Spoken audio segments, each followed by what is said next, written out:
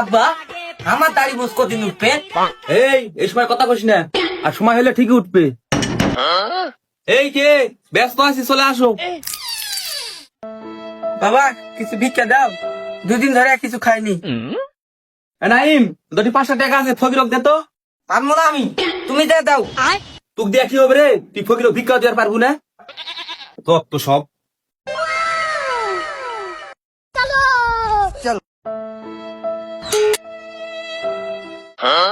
रुको जरा सबर करो। কে রে?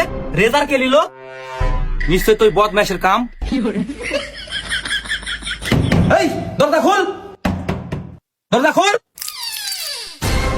কি হয়েছে আব্বা? এই আমার রেজার কে দিছে? আব্বা আমি দিইনি তো।